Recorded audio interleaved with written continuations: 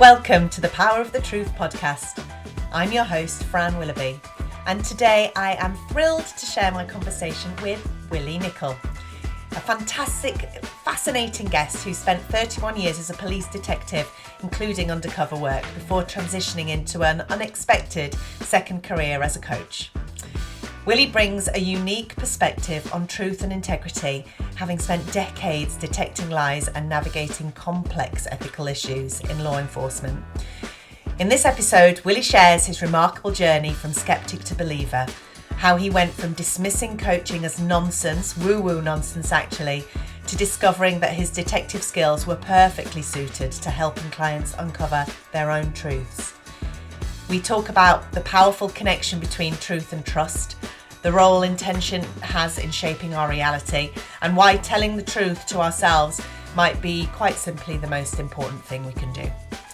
If you've ever wondered how a hardened detective learned to embrace vulnerability and transformation, this conversation will surprise and inspire you. Let's go.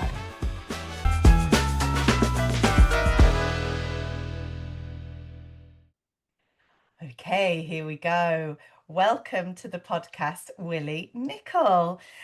You and I met last year through the Founders Network, lovely Albert and Rudy, and we've been trying to have this conversation for quite a long time, haven't we? So, for my lovely listeners, could you please tell us a little bit about who you are and describe the journey that you've been on, please?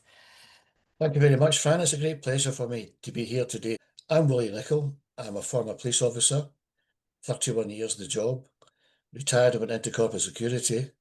7 years later, I was made redundant, which was a bit of a blow because I'd never been unemployed since probably the age of 16. Um, what to do next? And I thought I didn't want to go back into security or law enforcement, that kind of game.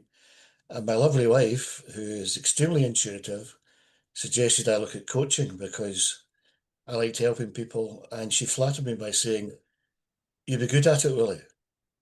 And I demurred, as it were. I said, "No, it's a lot of nonsense, a lot of bullshit. I know it's not for me." However, being the lady she is, she booked me on a small training course, and I went with the full intention of debunking this nonsense. And 3 days later, I changed my mind. But I still went for a couple of interviews for senior security jobs because you do. And halfway through one of them, I thought, I don't want to be doing this. This is not filling me up. This is not making me happy. And I thought about the coaching thing and made the decision that I would do training and set up a coaching business with no business experience, which has been a bit of a journey. But here I am 8 years later, still coaching, still helping people, and still getting a lot of joy out of it. Yeah, and you and I immediately connected, didn't we, over our love of the word mojo, because we both use it, don't we? Indeed, yes. And I was astonished to find that I had always associated mojo with the kind of masculine, right? As in, mojo's a kind of macho thing. And I was fascinated by the mojo motivator. And the reason I like mojo was my very first client had come to me in a fairly meh state, marriage breakup, and so on and so forth. And at some point during our initial chat, I said, "I think you've lost your mojo." And he agreed, "Yeah, I've lost my mojo." And then we further agreed that we'd go out and find it together, which we did. And he got his mojo back and it was all good. Yeah, amazing. And it's interesting, isn't it? I have talked about this before, but my youngest son was present with me when I was trying to decide on the name for my business, when I came up with the Mojo Motivated thing. And he was like, "Oh, Mum, you can't call it that. You can't call it that because everyone just thinks of Austin Powers."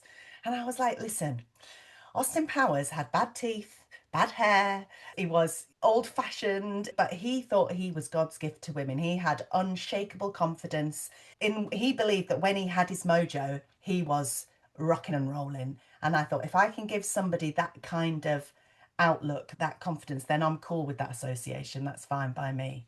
And do you know what? It's really evolved over time because your mojo is something you can't bottle, isn't it? It's No, absolutely not. You can't walk into a supermarket and buy a jar of mojo. no. Um, it's a kind of hard thing to define. We call it joie de vivre, life, joy, whatever it is. right? But you sure as hell know when you don't have it, Yeah. right? That very first client is you've mislaid your mojo, right? Mm. You've dropped it somewhere. So we need to kind of backtrack and find it, which is a kind of euphemism, obviously. Yeah. And we managed to do that. And I've actually used a clip from an Austin Powers movie in a LinkedIn post to illustrate, when you've lost your mojo, as he did in one of the movies. He had his mojo stolen, I think. All of a sudden, as you say, all the confidence, motivation, etc., disappeared. So the answer is let's go and find it, or recover it, or regroup, or whatever. And it is a kind of allegory, if you like, saying that your mojo is, yeah, I don't know, you want to call it life force, motivation, Spark, push, I always say. It's momentum, like, the whole yeah, thing. When you don't have it, life can be pretty miserable. it is. And it's part of the reason that this podcast evolved to become as it is, because part of my journey with Mojo has been about discovering that when people speak their truth, when they're really honest about what they want and who they want to be or how they want to make choices or portray themselves or whatever, if they're really truthful about that, all of a sudden they feel aligned. And in that moment of feeling aligned, all of a sudden they're like, I feel so much better. There's the confidence because it's truthful, because the way that they're behaving is truth. And so really Mojo for me has taken this kind of truth aspect, which is almost why this podcast became. So there you go. Well, there's an old saying, always be true to yourself. Yeah. Exactly. And if you're truthful, you can never be caught out. You tell a lie, you can be caught out. If you're truthful with yourself and with other people, that's it, right? You can't go wrong. Now, Yeah. sometimes the truth can hurt, sometimes it can be awkward or embarrassing or whatever. But if you're honest, particularly with yourself, people respect that. People are drawn to that honesty and authenticity. When I was in the police, we had a phrase which is the highest accolade you could get, which was Willie's a straight shooter. Nothing to do with guns, although I did that later. It means he's a straight guy, he's a stand-up guy. Yeah. He tells the truth. He's going to have your back, etc. And it creates a kind of bond, if you like. And we had to have each other's back in those far off days and rough places. But being truthful, truth is one of my core values. And is it a coincidence that the word truth is a 5-letter word beginning with TRU? And there's another word, trust. It's a 5-letter word beginning with TRU, Yeah. right? I think there's a connection. It's two sides to one coin. If you tell the truth, people will trust you. They won't trust you if you don't tell the truth. So why not tell the truth and create that trust? Absolutely. So working as a detective then, the truth isn't always clean and straightforward, is it? So how did you learn to separate fact from the noise in the world of half truths and people trying to get away with stuff? What did that look like back in those days? Take me back. Take you back, well, I joined the police in the early 1980s, right, when it was a totally different ballgame to what it is now. You learn on the job, you watch your peers, you develop a sense, if you like, when someone's not telling the truth. And then later on, when I became a detective, you go on training courses about interview techniques and whatever, and learning to spot, you know, body language and physiology and whatever, which indicates to you that person's not telling the truth. Sometimes you can tell right away that is a bunch of lies, right? One of my colleagues used to say, my eyes water when I hear bullshit. Right? Obviously they didn't, but you get the kind of allegory, right? Yeah, I love You that. can Yeah. you can sense it.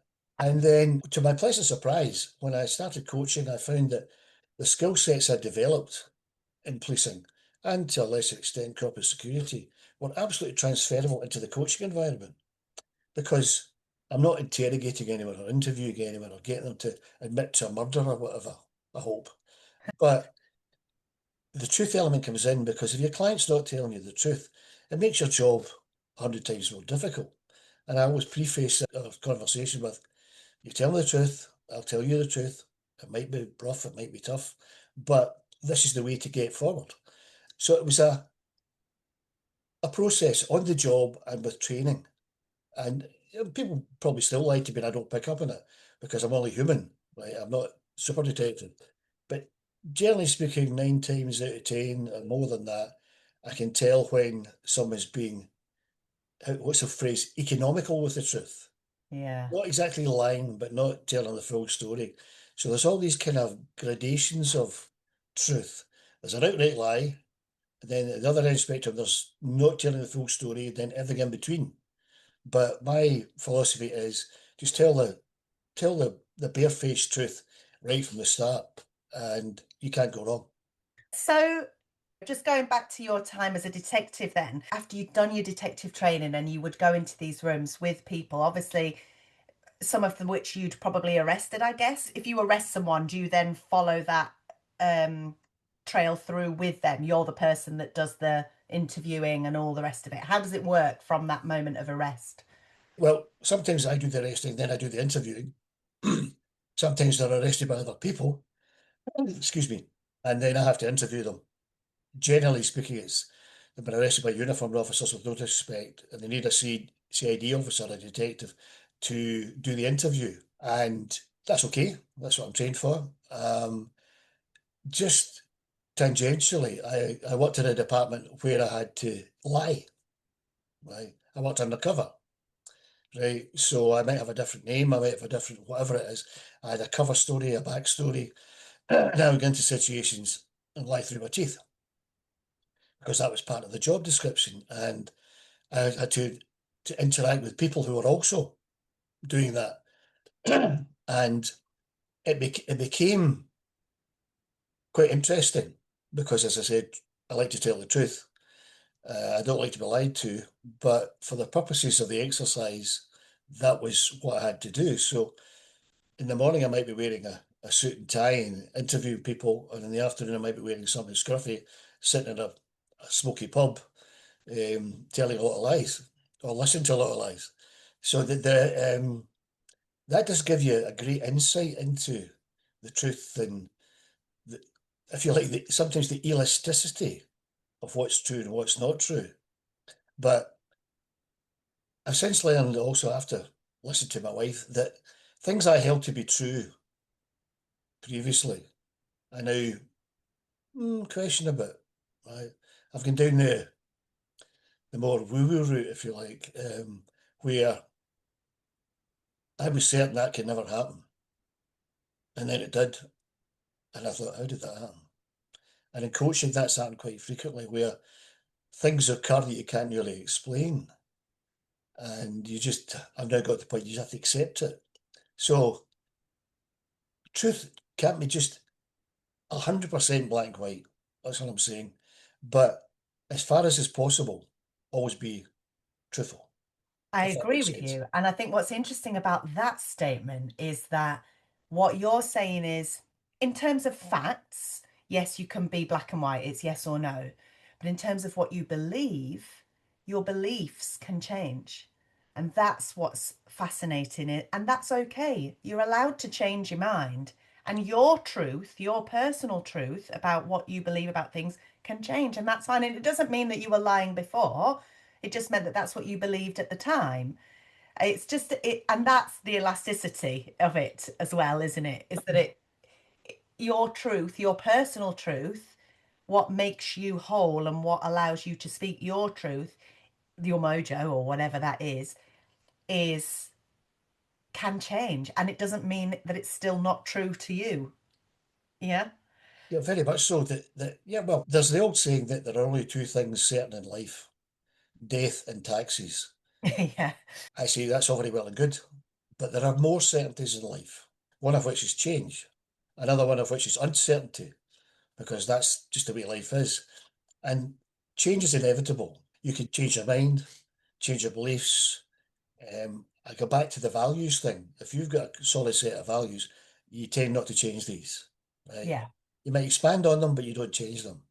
Um, my belief system, if I can call it that, not my favourite phrase, has, I guess, evolved Yeah, that's a because I've great word. Yeah, evolved. evolved Yeah. because I've been exposed to different things that I hadn't hitherto been exposed to, and probably with my belief system mindset previously, I'd have dismissed them out of hand. Say, no, no, no, no, no, I'm not having that. That's a load of nonsense. And then with the journey and with the coaching and going from being very analytical and logical, empirical, and dare I say cynical as a police officer, because when you get lied to constantly, you do get a bit cynical. But Yeah. everyone changes, right? I used to have hair and no double chin, right? So that's obviously an age thing, but your belief systems can change as long as your values stay the same. And it's exciting because if you stay stuck in the same mindset and this is the way it is and always will be and yada yada yada, it's very boring. It's very limiting. Well, you're It's not stuck, aren't you? exciting. You're stuck in the same loop. You know. Exactly. Yeah. So I have opened my mind to a number of things. My wife is an energy healer. She paints energy art. She didn't always do this, but she has evolved. Right? Yeah. And if you stay stuck, as you alluded to there, it's very boring. We have a tendency as humans to beat ourselves up for our perceived shortcomings. Oh, I can't do that. Oh, I'll never manage that, blah, blah, blah. We're back to, I love the phrase attributed to Henry Ford. If you think you can or you think you can't, you're right. So my kind of philosophy developed over my coaching is that thinking's got a lot to do with what happens to us in our life. Yeah. Well, and Willie, spirituality is all built on intention. I'm also a Reiki healer, an energy healer, and very into the spiritual side of things. And it's all about intention. Your mind is the architect of your reality. And whatever you decide and choose to be the truth about what you want, what you need, how you want to attack a situation, if you choose to do it, you will make it happen. Well, there's a phrase that was put to me fairly recently is, yes, your intention. What do you intend to do? I said, right, so follow through in your intention. So the phrase is pay attention to your intention. Yeah. If you intend to do something, go and do it, right? There's another phrase, your thinking creates your reality. Yes. What you think becomes true because you think you can't do something. That's true.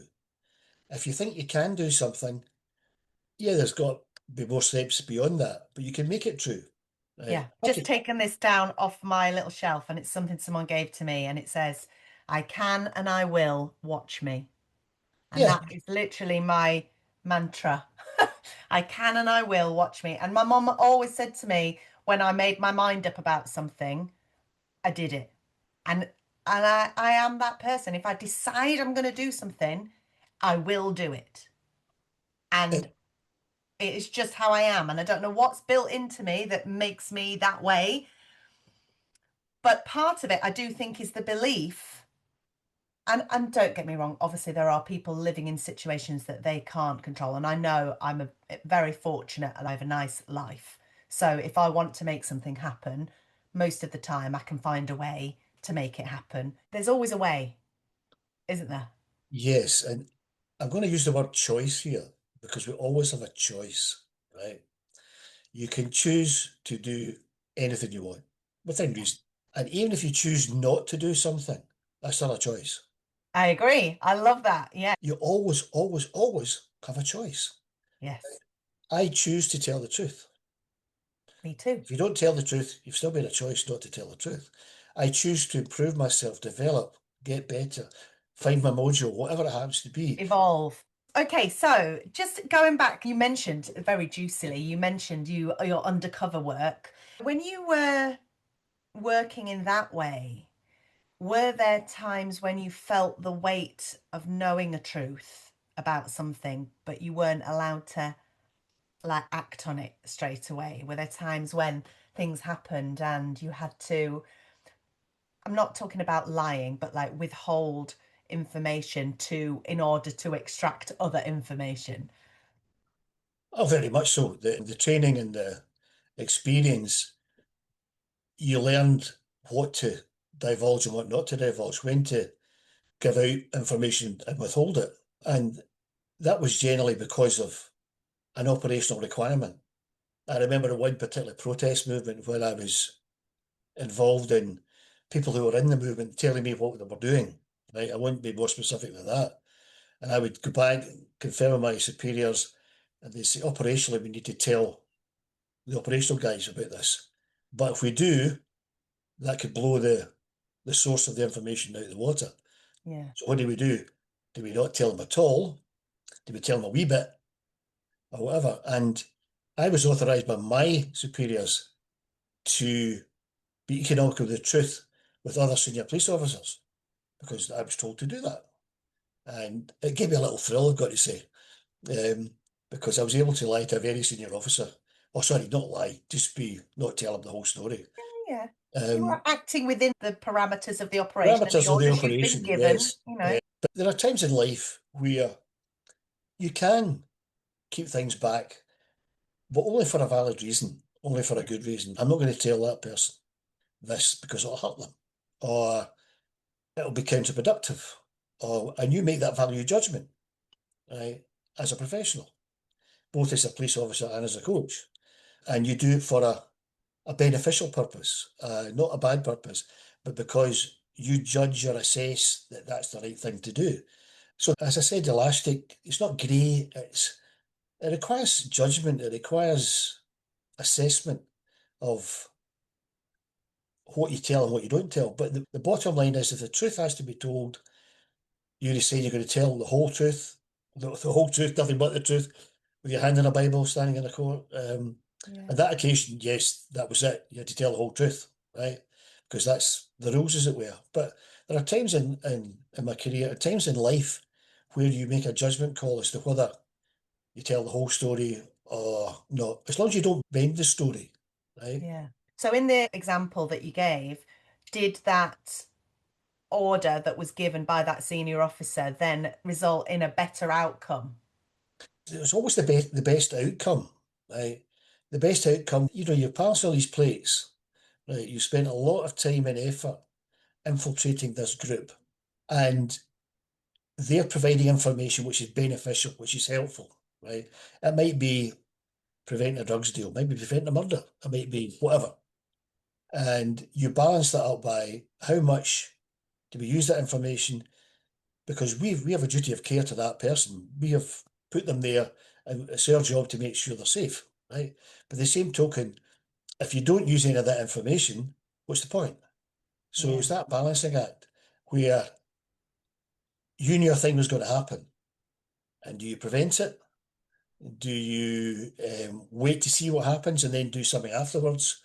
And it was all a balancing act, which is interesting, but can be quite stressful. And I can imagine it must take a certain type of person to have the integrity to be able to stand back from a situation and be able to look at it objectively. Because not everybody would. I guess there's a danger of becoming emotionally connected to situations, cases, not just people, things like that you just mentioned, but where you're dealing with families who have suffered terrible tragedies. It must be very difficult and, like I say, take a real level of professionalism and integrity to be able to hold that line of integrity and honesty in a way that you know that you're not going to do damage on either side. Yes, integrity, yeah, that's a nice word.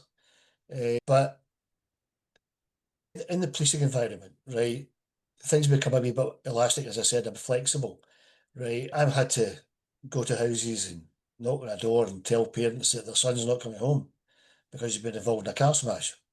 Yeah. Yeah. And when I joined, you weren't trained how to do that. You just had to use your own empathy and try and break the news as gently as possible. On the other hand, sometimes you had to be fairly tough. You had to tell them what it is. If you don't do this particular thing, bad things will happen to you, which will probably include arrest and you being imprisoned, right? Yeah. And I'm just telling you the truth, that's the way it is, right? So, again, through experience and training, you learn how to do that. I like to think I I had a bit of empathy for anyone I spoke to, even criminals, believe it or not, right? I generally tried to give people the benefit of the doubt on the first occasion, unless it was glaringly obvious that they had to be arrested and imprisoned. And it caused a wee bit of friction with some of my colleagues who were very straight down the line and wrote, no, he's being arrested, that's that. I said, well, can we think about this a wee bit? And I steered a path where it could have led me into a lot of bother. But I found that sat okay with me. And on occasion, actually worked in my favour, where I'd been, maybe some people say lenient or flexible, but that came back when,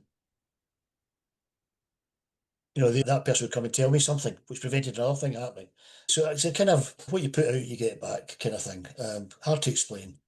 No, I understand what you're saying. It is interesting because what you were essentially doing with those criminals in some instances was creating a level of trust so that they could come back to you at another time, even though you might have had to convict them for something or there would have been, I don't know, something going on, but you created a relationship with that person of some kind, which Hmm. then meant that later down the line, they felt that they could come and talk to you and it prevented something else happening.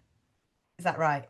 Yeah, very much so. There was always the back of your mind that, do I need to arrest this person? Strictly speaking, no. So I would say, I'll give you a chance. One chance. How's that sound? Because you won't get a second chance.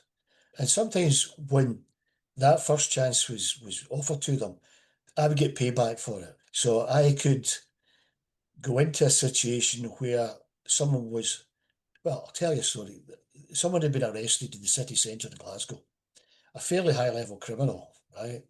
Who did not want to be arrested because he was on what they call licence. Oh, He'd yeah. been let out early from a prison sentence, and if he get caught for anything, he would be immediately sent back to serve the rest of his prison sentence. And he made it known to the custody people that he would like to talk to a detective. And so I went down and spoke to him, and I quickly realised this could be a very valuable asset. So I went to my superiors and said, if we can make this little fairly minor infraction disappear, he will come and work for us. So we made that happen. And he did come and work for me initially, till he was poached off me by another part of the police service, the serious crime squad, because he was such a valuable asset. He was paranoid about going back to prison. So we kind of, yeah, I leveraged that. And I didn't feel bad about it. Um, No. But it probably uh, prevented a lot of other things it happening. did, it did. It led to the arrest of other bad people. But again, we had to be very careful that the information he was giving us did not go back to bite him. Yeah, yeah. So There's a it was a responsibility there, isn't there? it's a Yeah. fine balancing act. And eventually was taken over by, shall we say, a bigger organisation within the police, because I was still only in the CID at the time.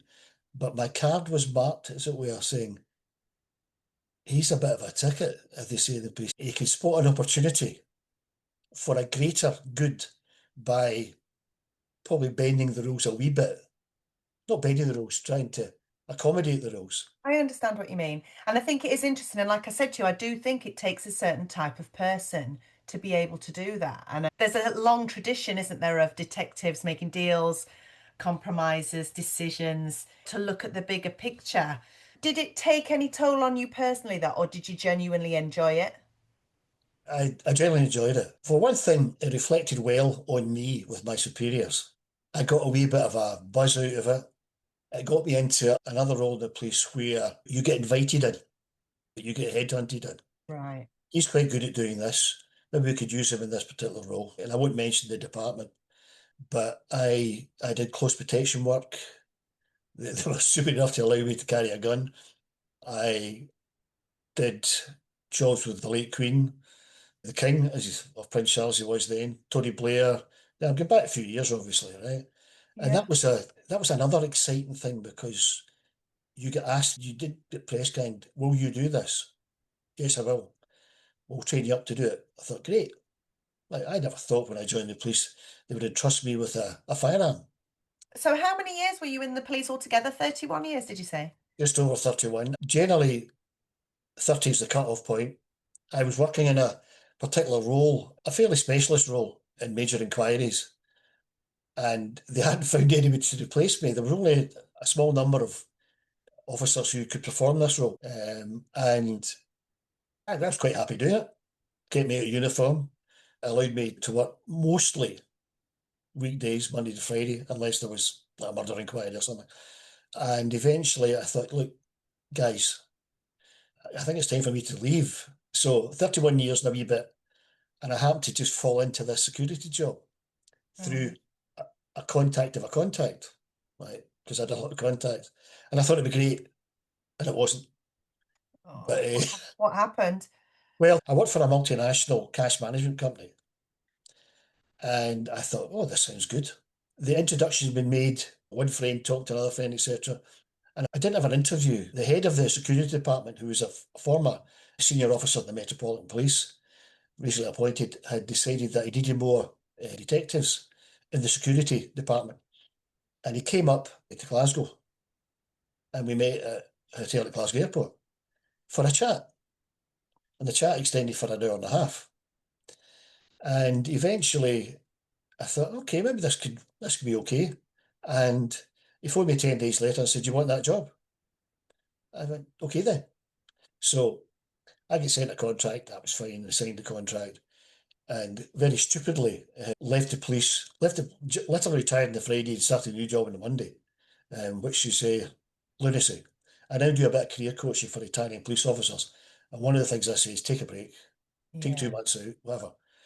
And with all due respect to the guy who recruited me, who was an ex-detective superintendent in the flying squad, who's just fairly recently in the company, and he thought he could run the security apparatus like the police, but the company didn't like that.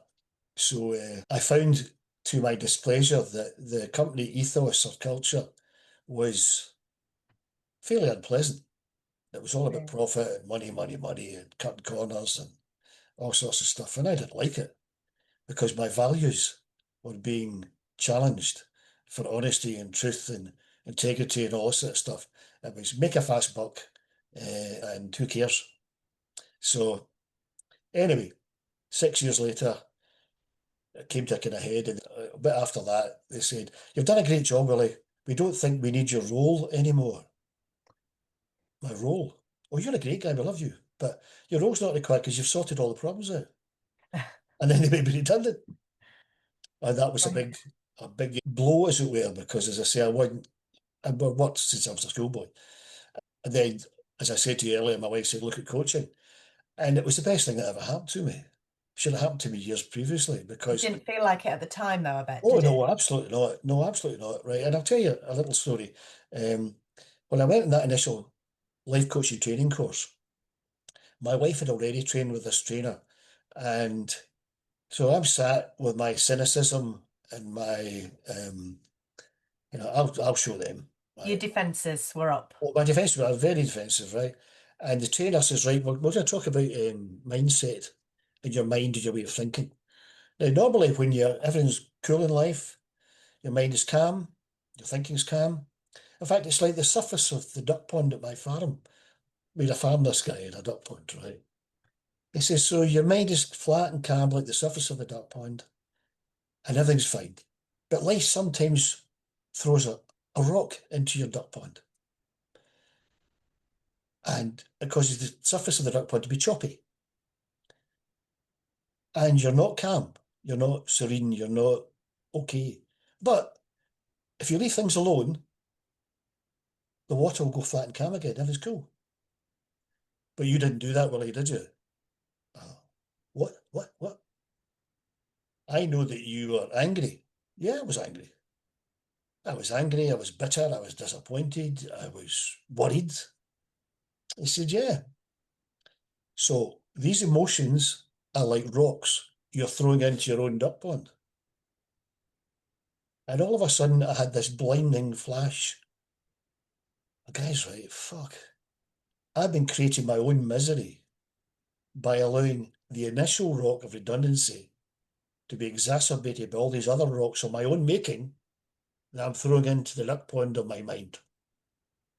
So no wonder I am angry and bitter and upset. And the ripples from where those rocks fall are going out Yes, into every other exactly. permutation of that, of your life and of your own duck pond. So my grumpiness and anger were affecting my wife and my family and my friends and whatnot. And I thought, right, that's a very nice allegory or metaphor for how to keep your mind flat and calm. Yeah. The moral of the story being, if you have certain emotional outbursts, they're like rocks. And if something bad happens in life, and you then pick up rocks, metaphorically, and throw them into your duck pond, you're going to continue to be angry, bitter, upset, worried, stressed, etc., etc. So the moral of the story is leave your emotional rocks on the ground. Yeah. Right? That bad thing happened. There's some ripples in the calm of my mindset. If I let it calm down, things will be fine. And that was the first, if you like, light bulb moments or epiphany. Or, there might be something to this shit, right? And then, funnily enough, I beat myself up for being so stupid for not having realised that myself, which was Oh. throwing another fucking rock into my pond. Yeah, Right? absolutely. So I stopped and went, oh, right, okay, right, right, leave that down there. And I use that in life. Right. So Yeah. when something bad happens, yes, I can get angry or upset or irritated or whatever, particularly with bad drivers. But that's another story, right? But I take a few seconds and say, oh, there's a rock there. Since when did throwing these emotional rocks ever make a bad situation better? The obvious answer is never. So it's common sense. But it took me ages to realise it. Yeah. So now when something bad happens, like a guy cuts me up in the motorway, the air will be blue for 10 seconds. Right? Right? And then go, and further to that, I then think, I wonder what's happening in that man's life. He's had Yes. a phone call to see his kids taken unwell. Has his wife had a fall? Has his mother died? Whatever, right? So I'm okay. He's okay. Being a bit of an arsehole driving at that speed right enough. But there we are. 10 seconds later, gone. Yeah.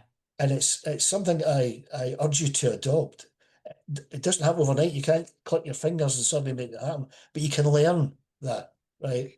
And a wee bit of humour, as you can tell, also helps. Absolutely. I love all of that. So obviously that was when you were made redundant, and then you dismissed the coaching as woo-woo nonsense, but then you subsequently embraced that and cracked it all open. So, having spent a career uncovering truth and having to figure out when people weren't telling you the truth in the police, how does your detective instinct show up when you're coaching? What techniques do you use that you've transferred across? Well, I this idea, this fixed idea in my head that was then all the skill sets from the police, detectives, CID, and all that. That was then. The corporate security stuff, that was then. Coaching's brand new. I'm now qualified in NLP, hypnotherapy, coaching, and various other modalities, as they say, right? Yeah. So I've got all that stuff now, right? But it became evident quite quickly that all the skill set from over here, from way back, was absolutely transferable to the coaching environment. So listening skills, knowing when to speak and when not to speak, when to shut up, asking the right questions, right? Listening for anything off about the answer, right? All of that stuff, I thought, this is great. This is all that 31 years wasn't wasted in terms of what I do now in coaching. So I go back as we started off, I will say to clients, tell me the truth. What is it you need help with? What is it you want? What is it? What's the final objective? And then you listen for the answer. And sometimes you think, or you kind of identify, no, there's more to this. There's the front, what's behind it. So those skill sets, those experiences and training have been enormously helpful in what I do now. Is I don't arrest people anymore. I help them. I Yeah. don't tell them what to do. I don't suggest you need to do this, son. You better do that. No. If I'm going to use the buzzword, I facilitate an environment where the person in front of me comes up with their own solutions to whatever they're struggling with. Yeah. I just kind of a wee prod here and there. And But I'm, you're using your instinct, yes, aren't you, in your asking questions? Because, like you said, if someone gives you an answer to a question and you're looking at them and they blinked 5 times while they said that sentence, and you're going, really? yeah. Well, there's a portion of coaching called eye accessing, right? And if you look at someone's eyes when they give you an answer, right, and I won't go into it in any great detail, but if they look up to the right or up to the left, they look down or they look to whatever it is, right, that's generally a sign that they are thinking of an answer or manufacturing an answer, Yes. which probably isn't the truth. And body language, physiology, sitting there with your arms folded like that, right, I think well, they're probably not going to tell the truth now. And again, the intuition is that didn't feel right. No, they're either telling me a load of nonsense or they're hiding something. And Yeah. that, again, that goes back to the policing thing, which I learned on the job, amplified by the training I got. And then you get to a point where, not infallibly, you can tell when someone's lying and when someone's not lying, or being economical with the truth, or what are they hiding? Why are they Yeah. hiding it? Are they It's an embarrassed? instinct you've learned, Yeah. isn't it, in that? Yeah. Yeah. It's so incredible. So when somebody tells you that they're lost, that they've hit their rock bottom, how do you help them to separate what's actually true from the stories that they've built around their perceived truth? Perceived perception, right? Yeah. I think human beings have a terrible tendency to make stories up, right? There's a set of circumstances, and if they can't figure out exactly what it is, they'll make a story up to fit that set of circumstances, even though that story might be a load of bullshit, right? So, for example, your best friend says, I'm having a big birthday party, I'll send you an invitation, and it'll be really great. So, the day of the birthday party is getting closer and closer, you still haven't had your invitation. So, what do? You make up a story. Maybe she's forgotten about me. Maybe I've fallen out. I've said something to upset her. Um, oh, I didn't want to go to the bloody birthday party anyway, right? 2 days before the birthday party, your friend phones up in a panic and said, "Oh my God, my husband was meant to send out the invitations. He was meant to send you a text, whatever it was, and he forgot. Can you forgive me?" And you, oh, of course, I wasn't the least worried about that, right? Well, it's not a problem, right? But you've made that story up initially to fit a set of circumstances, which turns out to be a load of nonsense, right? But this is what we do. So another little anecdote, I was speaking at an event many, many years ago, and there was a young man there who was videoing the event, not for me, for the event organizer. And he came up to me afterwards and said, "Did you do that mindset thingy?" I went, "Yeah, yeah, what's up? How can I help you?" "Well, I'm going to be giving a speech at my brother's wedding. I'm the best man. And I'm absolutely bricking it." And I said, "Oh, well, fair enough, right?" Um, I said, he comes up with the classic what if statements. What if it's rubbish? What if I speak's rubbish? What if nobody laughs at my jokes? What if I crash and burn? What if it's a whole disaster? And my response to him was this: what if none of that is true?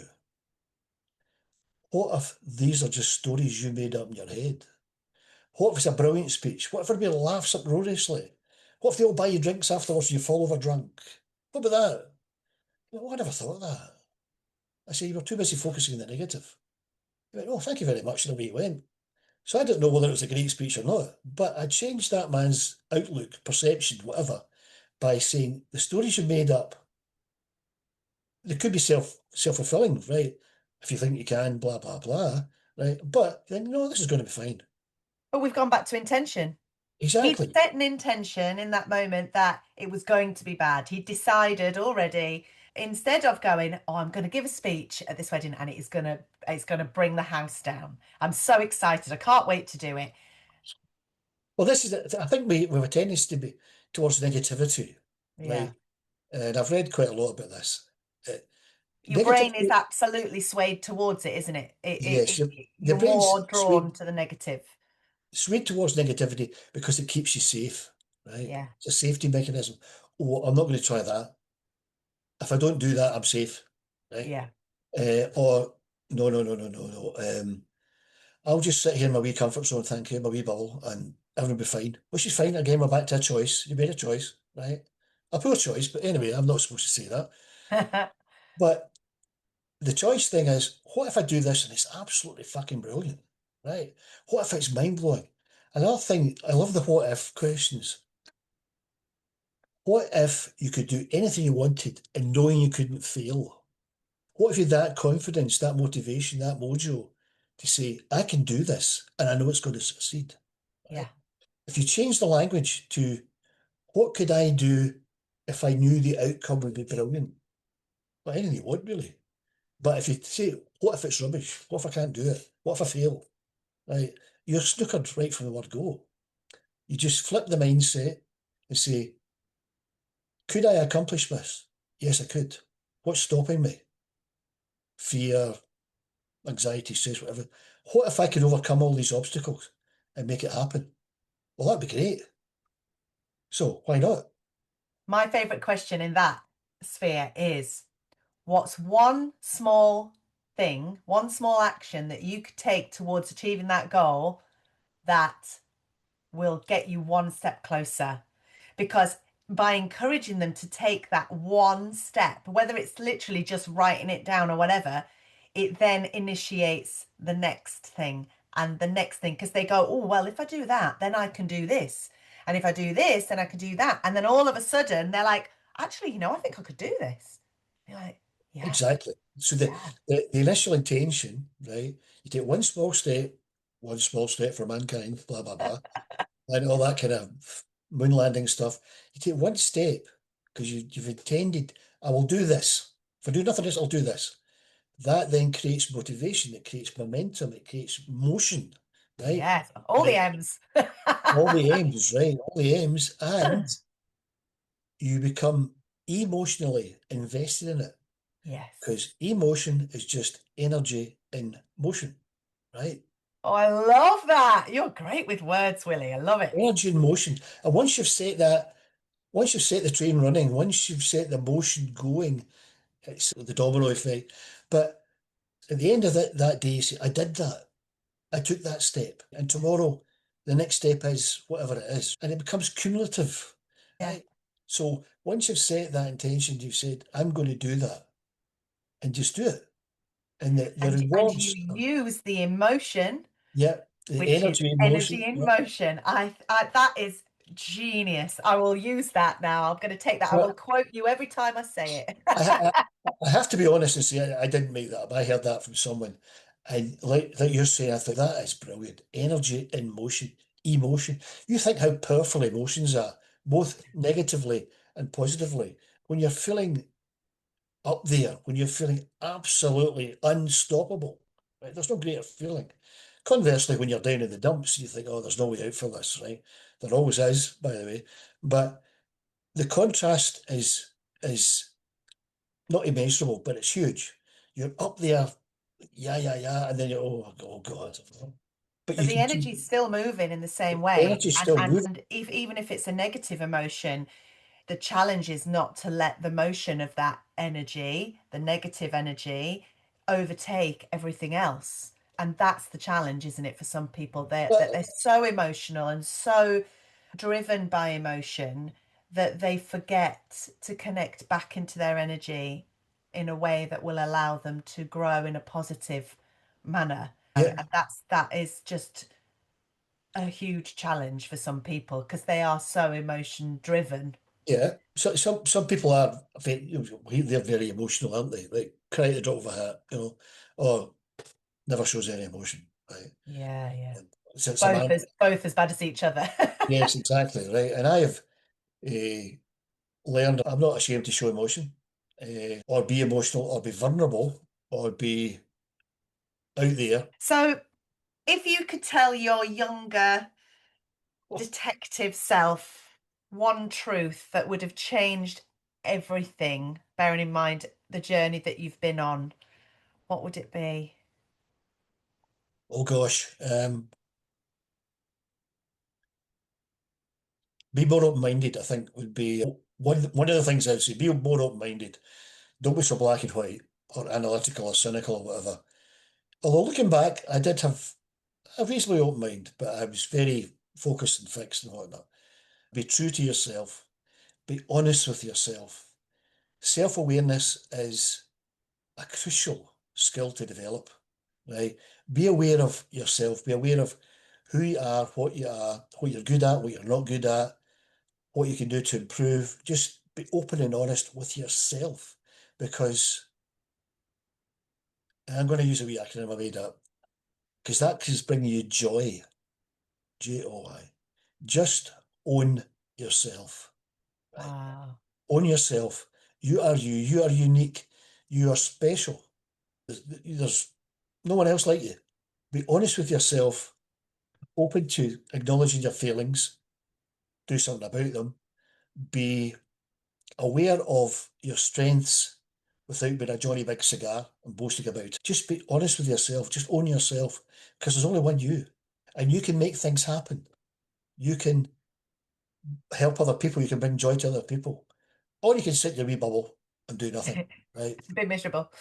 So, What, and do you think if you'd known that when your younger self that was starting out in the police, if you'd known that, would it have changed how successful you'd been, do you think? Or do you think it would have enhanced the way you were? Or do you think part of how successful you were in the police force was down to that mindset that you had then? but I didn't even know about mindset then, right? You can change your mind, blah, blah, blah, set your mind to things. Mindset wasn't a thing. Going way, way back, when I was persuaded to go to university and study law, I didn't want to be a lawyer. The last thing I wanted to be is a lawyer. The last thing I wanted to be was a copper. But anyway, that's another story. The things that I liked in high school and out with, this may sound funny, I liked acting. I was in amateur dramatics. Ah, And at school, I liked writing. I wrote poetry. And I either wanted to be an actor or a writer or a poet. And I was swiftly disabused of that notion by my father and my careers teacher, who said, "Oh, the British, no, no, no, no. You've got enough credits from your exams to become a lawyer." And that was if I'd known then, well, no, no, I'd have stuck to my guns and said, "Excuse me, fuck you. I'm going to read literature or I'm going to go to acting school or whatever," right? The only good thing about that is I'm reasonably good at writing, so I can write posts and whatnot. And in my undercover work, you had to be a bit of a thespian, had to be a bit of an actor yes, to get away with a role they were playing, essentially. So it yeah. wasn't all wasted. But advice to my younger self or to anyone, and I've worked with younger clients. My youngest client was 16, son of a Mm. friend of mine. It's just be true to yourself, right? What do you want? Go and do it, or do the best you can to do it, because life is too fucking short to live a lie or to live not fulfilled. I had a great time in the police. Yeah, there's some dodgy moments, not so much in corporate security. I've had an absolute ball being a coach and helping people. Um, so make that decision. Say, yeah, this is who I am. This is who I want to be, and I'm going to go for it. And don't be ashamed to change. If you change your mind, it's fine. You can have as many incarnations within this life as you want, can't you? It Yeah, really, it really yes, you doesn't can. matter. The only You, person that's judging you is yourself in that moment. we are very often our own worst critic. I'm not good enough. I'm not enough. Blah blah blah blah blah. I've said to male clients, look at yourself in the mirror in the morning and say these three words: "I love you." And they Oh, look at me, really, really. I'm a big rough tough guy. And one client who's a farmer, big rough tough guy. I'm not doing that. I said, well, give it a go. Try it. He came back the next week and said, you know what? Something changed. Something flipped. I went, there you go then. I love Oh, that one. That's what's so not to awesome. like? I know. And the thing is, only a man, I think, could say that to another man. Yeah. If a woman said that to a man in that scenario, I think they'd go, I'm not doing that. But the good thing about that was the guy trusted me. Yeah, yeah. Right? He didn't say, fuck off, I'm not doing that. Okay, okay, right, fine, I'll do it then. Fine. Right, fine, okay. I come back next week, I went, how did it go? He went, you know what? I didn't feel stupid. I started feeling stupid, but I didn't feel stupid at the end. And I said, and you feel better? He went, yeah. I went, well, that's all there is then, isn't it? Yeah, yeah. Oh, Willie, this conversation has been absolutely wonderful. Thank you so much for your time. I think we'll have to draw it to a close, but I feel like we could talk for hours. But thank you so much for giving me your time today and for all the honesty and truth that you've shared. And yeah, good luck with your continued spreading the love of Mojo. I just, yeah, we're very aligned. I love it. So thank you. No, it's been an absolute pleasure, Fran. It, to be given the opportunity to just pontificate, just to butt it out. And I don't feel embarrassed by it. Maybe some of the things I've said, but it's No. just that this is the way I think, this is the way I feel. And if it helps anyone else, right, all well and good. I've had an absolute blast. Thanks. Thank you.